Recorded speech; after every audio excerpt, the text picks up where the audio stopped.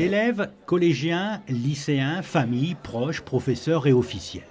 Ils sont nombreux à assister à la traditionnelle cérémonie de remise des prix du concours de langue monégasque. La cérémonie se déroule dans la cour d'honneur de la mairie en présence du prince Albert II. C'est la chorale Oucantin d'Aroca qui ouvre cette cérémonie en interprétant l'hymne monégasque.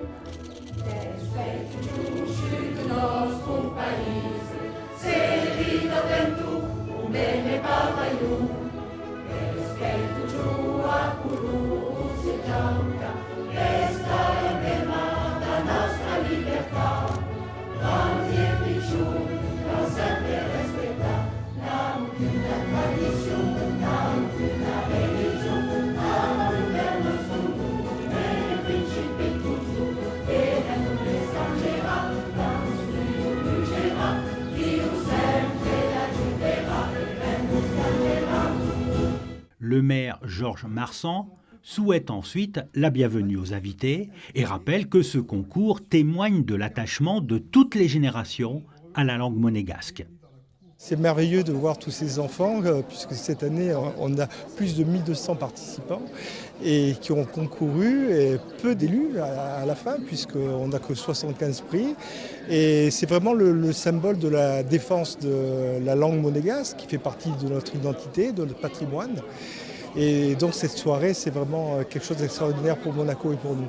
Le maire cède la parole à Karine Ardisson-Salopec, la conseillère communale et coordinatrice pour la langue monégasque, annonce le palmarès. Cette année, 1225 élèves des classes de 7e à la terminale ont pris part aux épreuves orales et écrites de ce concours. Au cours de ces épreuves, les élèves sont soumis à des questions liées à la langue monégasque, à des exercices de compréhension, vocabulaire, grammaire et des questions portant sur le programme d'histoire de Monaco. 75 d'entre eux, ceux ayant obtenu les meilleurs résultats, sont récompensés au cours de cette soirée. Amélia, tu es monégasque, Oui. donc ça doit être facile pour toi. Ça va, il faut bien réviser avant, mais c'est un avantage. Qu'est-ce qui a été le plus difficile pour toi?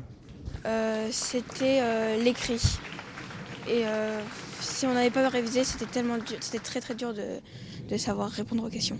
Michele, tu es d'origine italienne, donc c'est quoi la différence entre l'italien et le monégasque? Il n'y a pas grand-chose de différent. Peut-être quelques mots, quelques lettres, mais peut-être que j'étais un peu plus avantagée, mais il fallait quand même réviser, répéter les textes. Et pourtant, tout à l'heure, tu m'as dit que c'était facile, le concours. J'ai dit que c'était facile. Oui, allez, ça a été moyen, ça a été quand même. C'est quoi qui a été le plus difficile pour toi? L'épreuve orale pour moi était plus difficile. Un peu le stress, je ne sais pas l'exprimer, mais un peu de... Pour moi, il fallait plus réviser sur ce jour-là. Il fallait tout donner, c'est ce que j'ai fait, je pense. L'un des prix spéciaux est remis par le prince Albert à Delphine, une élève de terminale au lycée FANB. Elle pratique le monégasque depuis 10 ans. Je suis la 9e, je fais monégasque et pour moi c'est vraiment un immense honneur de pouvoir avoir ce prix en terminale pour clôturer mon parcours scolaire. Racontez-moi un peu comment ça se passe ce concours.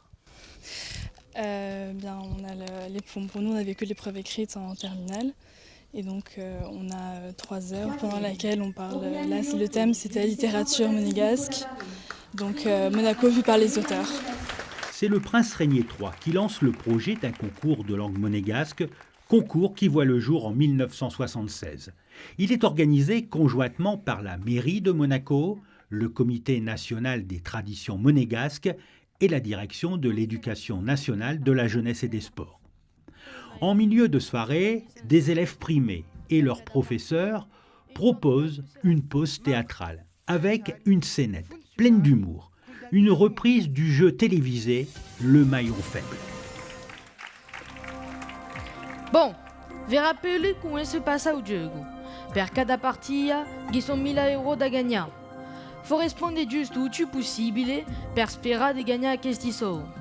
Per isso, faut formare una cadena di 5 risposte giuste. Ça fait après 2 semaines que nous le préparons, 1 semaine et demie. Tous les jours, nous répétons les 5 derniers jours ici. Et on s'est investi à fond avec différentes classes, des personnes de différents âges.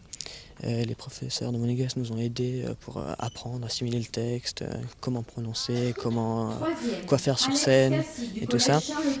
Et voilà, et après, donc c'est ce qui nous a permis de faire cette scénette ce soir devant tout le monde.